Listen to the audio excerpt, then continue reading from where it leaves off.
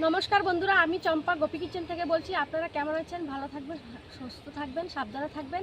আজকে আপনাদের সামনে আমি একটা নতুন ভিডিও শেয়ার করছি। তো ভিডিওটি হলো আম দিয়ে আপনাদের আমসত্ত্ব বানিয়ে দেখাবো। তো বন্ধুরা, আমসত্ত্বটা খেতে যে এত ভালো লাগে, কাঁচা আমের আমসত্ত্ব বানিয়ে দেখাবো। তো কাঁচা আমের যে আমসত্ত্বটা বানাবো পুরো পাকা আমের মতন দেখতে লাগবে। তো দেখুন, প্রথম থেকে শেষ পর্যন্ত দেখতে থাকুন কেমন করে আমি আমসত্ত্বটা বানাই। তো আমাদের গাছে যে আম হয়েছে সেগুলো আমরা আপনাদের দেখাচ্ছি।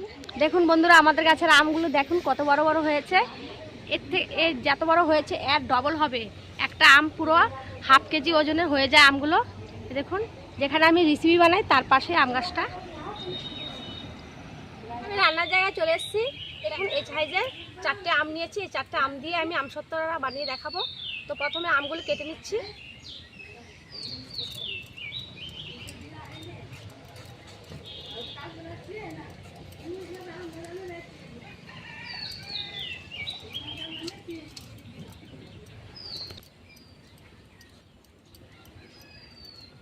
জলের মধ্যে ফেললে আমের যে কষটা আছে সেটা বেরিয়ে যাবে।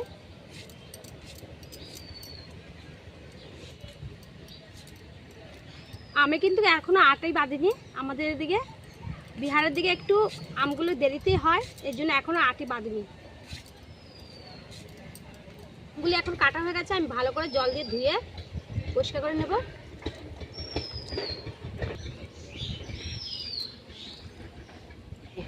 আমগুলি কিন্তু কাটা হয়ে গেছে, আমি ধুয়ে পরিষ্কার করে নিয়েছি। এখন আমি উনানে আঁচ ধরিয়ে কড়াই বসিয়ে দেবো। উনানে আঁচ ধরিয়ে ফেলেছি, তো এখন কড়াই বসিয়ে দিয়েছি।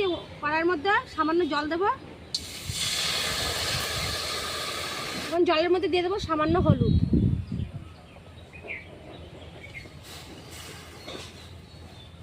এখন দিয়ে দেবো কেটে রাখা আমগুলো। আমগুলো দিয়ে আমি আমগুলোকে সিদ্ধ করে নেব। ছোট চামচ দিয়ে 1 চামচ লবণ, বেশি লবণ দেবো না, তাহলে লবণ লাগবে। এটা দিয়ে ঢেকে দেবো। আমগুলো সিদ্ধ হয়ে গেছে। এখন আমি ঢাকনাটা খুলে আমগুলি ভেঙে দেবো। এই ডালগুটনিটা দিয়ে আমি আমগুলি ভেঙে দেবো।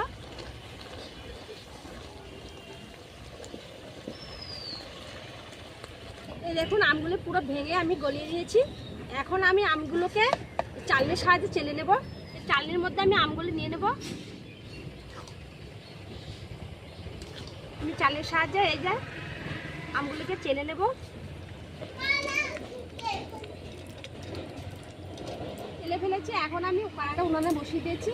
এখন এর মধ্যে 100 গ্রাম চিনি দিয়ে দেবো। এখন চিনি দিয়ে আমটাকে ভালো করে জাল করে নেব।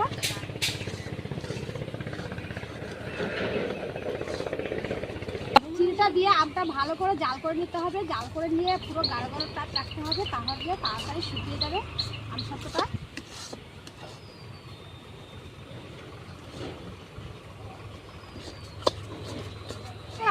আমটা জাল দেওয়া পুরো গাঢ় গাঢ় হয়ে গেছে। এই দেখুন, আপনাদের একটু দেখাচ্ছি।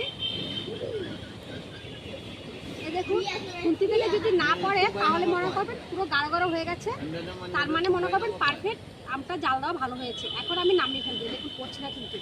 এরকমভাবে আপনাদের আমটা জাল দিতে হবে, তাহলে আমসত্ত্বটা ভালো হবে। আর আমি এই থালাটার মধ্যে একটু তেল দিয়ে রেখেছিলাম। এই তেলটা পুরো থালার মধ্যে আমি মেখে নেব।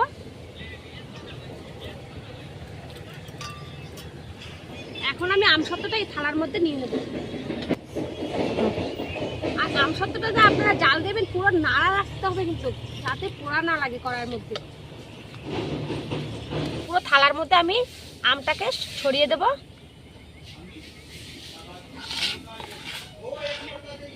এই যে আমি হলুদটা দিয়েছি, হলুদটার দেওয়ার কারণ হলো আমটা শুকালে পুরো পাকা আমের আমসত্ত্ব দেখা যাবে।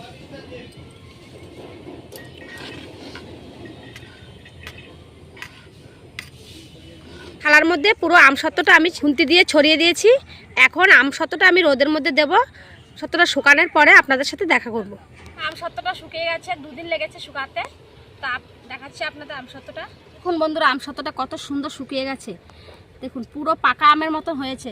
কাঁচা আম দিয়ে বানিয়েছে, পুরো পাকা আমের মতন দেখতে হয়েছে। আপনারা এরকম কাঁচা আমের আমসত্ত্বটা বানাতে গেলে একটু হলুদ দিয়ে বানাবেন, পুরো পাকা আমের মতন দেখতে লাগবে। তো বন্ধুরা, এখন আমি কেটে কেটে সাইজ করে নিচ্ছি আমসত্ত্বটা। দেখুন, আপনাদের খুলে দেখাচ্ছি একটু। এই দেখুন বন্ধুরা, কত সুন্দরভাবে আমসত্ত্বটা খুলে গেছে। তো এখন আমি সাইজ করে কেটে কেটে নিচ্ছি।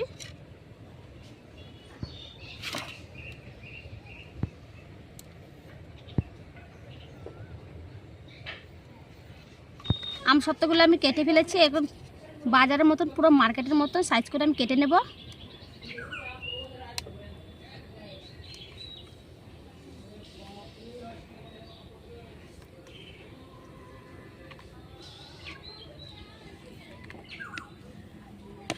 দেখুন বন্ধুরা, আমসত্ত্বগুলো আমি এরকমভাবে কেটেছি, পুরো মার্কেটের মতন পিস পিস করে কেটেছি।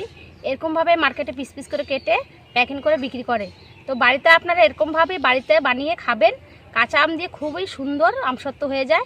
পাকা আম দিয়ে তো হয়, তো কাঁচা আম দিয়েও কিন্তু হয়। পুরো পাকা আমে কেউ বলতে পারবে না যে এটা কাঁচা আম, এটা পাকা আমেই বলবে। তো দেখুন কি সুন্দর করে পুরো মার্কেটের মতন বানিয়েছি। তো এখন আমি সাজিয়ে নিচ্ছি আমসত্ত্বগুলো। দেখুন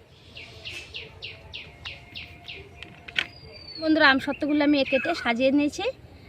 তো এরকম আমসত্ত্বটা আপনারা বাড়িতে বানিয়ে খাবেন আর কমেন্ট করে আমাকে জানাবেন কেমন হয়েছে। বন্ধুরা, বাড়িতে এরকমভাবে আমসত্ত্ব বানালে সবাই খেয়ে খুশি হবে, আপনার প্রশংসাও করবে।